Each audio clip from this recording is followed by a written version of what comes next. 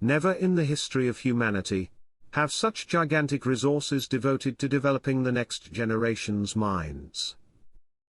Almost in every household, homework has a close to holy status. Before every election, politicians promise quality education. The big government-mandated examinations claim the power to determine the course of our whole lives.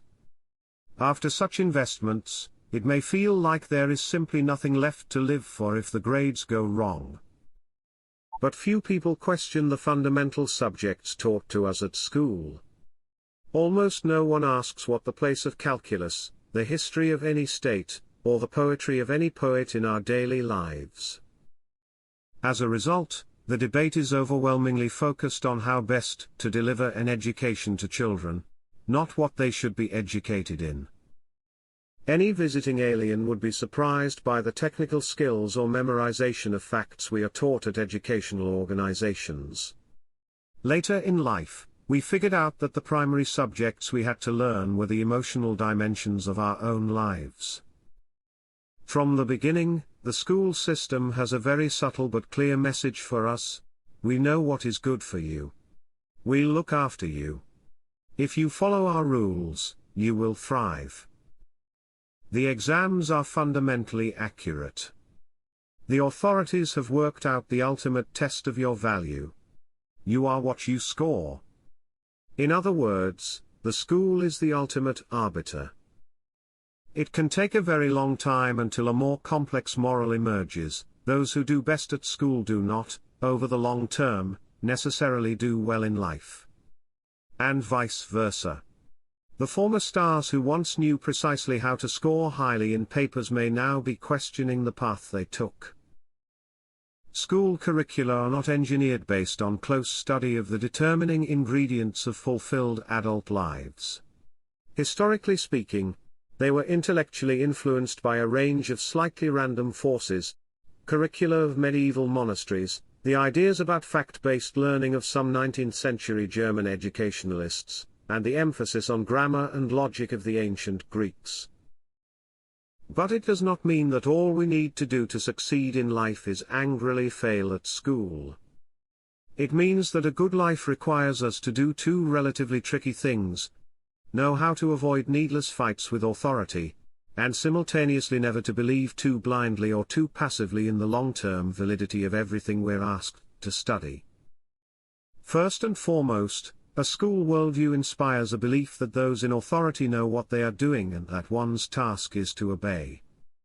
It would be better to keep in mind there is no guarantee of a path to fulfillment laid out by authority figures. They don't know. Thankfully, no one knows.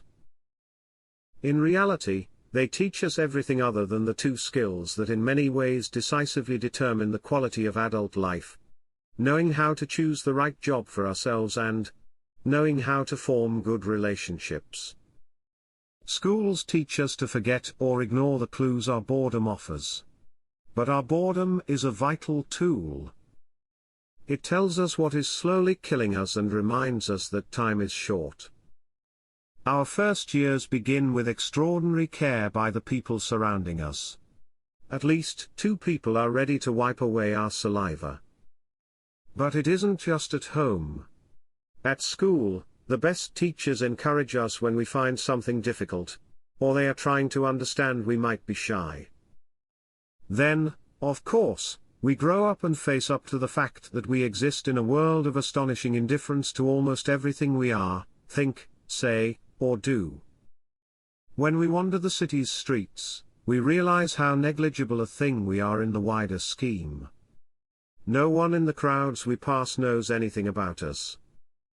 On another side of our minds, we haven't accepted the indifference of others at all. In fact, we know and suffer intensely from just how much, we feel sure, others are thinking of us. In the 1550s, Peter Bruegel the Elder painted a work called Landscape with the Fall of Icarus. It shows the last moments of the doomed mythological figure. The genius and eternal lesson is that the fate of the drowning Icarus is heavily downplayed on the canvas. One has to watch very closely at an area in the bottom right to spot the last desperate moments of the dying Greek. The center of the painting is taken up by a plowman guiding his horse. A shepherd is minding his flock. In the distance, we see a bustling city and ships heading in and out of a harbor. Everyone is serenely unaware of Icarus's drama. The sun is shining. We shouldn't merely suffer from being ignored. We should also accept the liberation that comes from being overlooked. In turn, we should embark more courageously on those situations and adventures where a touch of foolishness is always a possibility. The start of a new business, a romantic invitation, a question at a conference. We may fail, but we should know that almost no one will give a damn if our ideas contribute to our success, too. We start our lives surrounded by people who know a great deal more than we ever could. A very average adult is a miracle of supreme intelligence to a 4-year-old. They know how to drive a car or say hello in several different languages. Then we join the school where the central assumption also is, we do not know, they do. Then we grow up, we extend the boundary of this assumption even further. Of course, in some areas, it is reasonable to do so. If you are flying from New York to London, you should rely on people operating the airline system. You do not have enough resources to check the details of it. The problem begins when we lose our ability to define the boundaries of where it should begin and finish. When original thoughts come to our minds, our default reaction tends to be we cannot possibly be right, that there must be a reason why we are mistaken. It happens because we overly underestimate our ability to think. We are operating with essentially the same piece of mental hardware as was used by Aristotle, the Buddha, and Shakespeare. But we are better read and better informed than they ever were, and our tools are similar. The limiting factor lies neither in mental equipment nor in training, but our low mental self-esteem is the limiting factor. As Ralph Waldo Emerson states, in The Minds of Geniuses, he wrote, we find, once more, our neglected thoughts. In other words, so-called geniuses don't have thoughts different from those we have. They have just learned to value them differently.